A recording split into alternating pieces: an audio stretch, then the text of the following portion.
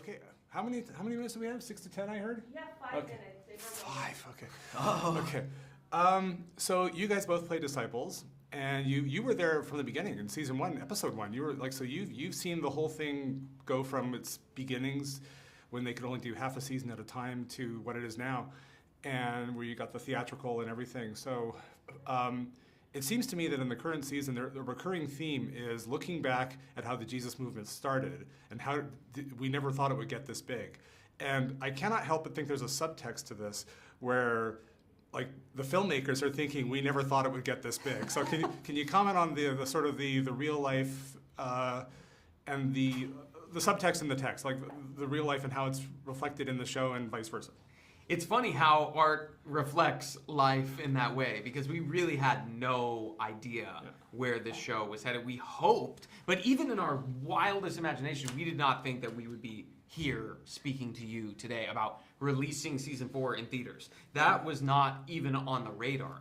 And I think similarly in the show, you know, we as the disciples are doing the best we can to keep, you know, keep the roof on the house. Like, we don't know how it all is going, but it gets very, very scary, especially in this season, because as the movement becomes bigger, it attracts attention, sometimes unwanted, perhaps, attention. And you see the disciples struggle to deal with it. Yeah. I have to ask, there's a scene in the season where the disciples are essentially reenacting. They're doing a little skit. My favorite. And so give him his award. My favorite. You are actors playing people who are now acting. So what was that? I mean, how was that? Is that what was that like? Did it have any parallels to the way you guys rehearse things, or when you're doing a table read or whatever? Or I don't know. Oh, the rehearsal was so funny. You know, Matthew's a spectator in that moment, but it was just watching you and watching little James always made me laugh. And that's how you know you have a good moment, because you were laughing every time we're shooting the scene. And you were just so funny. It was so, oh, thank you. It was so fun to be a part of, because, you know, as Andrew, we see these little moments of fun, you know, like everyone always talks about Andrew being a bad dancer, you know, and there's even some moments this season of like a little bit of music involved. But I love this idea that, you know, maybe Simon would have been the football player, but it's like, who would Andrew be in high school? Not the football player. And so maybe be a little bit of a theater kid, I think. Could have been a little bit of a, you know, need to express all those emotions inside in a seeker good of way. attention. Yeah. Well, and you're the writer. You're the playwright, being very nervous as the play's being put on. Yeah. I'll write you in my... Yeah, exactly. Okay, that's really interesting. Paris, you, I think, might do the biggest, I don't know if this is a spoiler or not, but you might do the biggest time jump in the series today. The Chosen Universe, huh? The Chosen Universe, yeah, because I mean, you get to wear the old man makeup, basically. Yeah.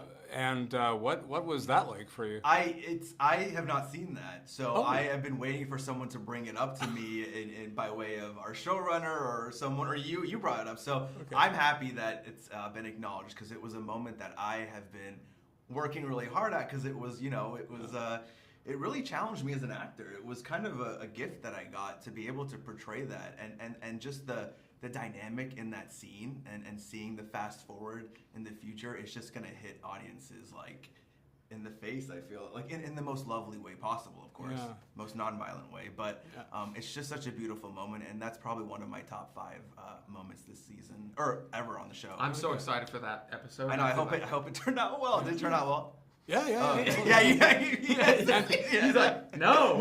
It's And it feels like there's a bit of a payoff in this season too, with your character and sorry, I'm talking to Matthew again, but the your character and Peter, with the whole question of like, because it was raised way back in season 2, the fact that Peter had all these like complaints about you and how you'd never apologized, and season 3 came and went, that didn't happen. And season 4, again, not going to get a spoiler, but that goes somewhere. And what was it like to sort of finally pay that off? I just thought it was great the way they tied it in with the parable, and it was just such a great moment to kind of see how we both approach forgiveness or feeling the need to apologize, especially if neither of us feel like we were in the wrong. And that's where I give a shout out to Andrew, Peter's better half, brother, who's very patient, and you know, I always think of the dynamic with Matthew and him, because you can see there's an opening of allowing forgiveness, but with Simon Peter, you can see it's a rock, you know.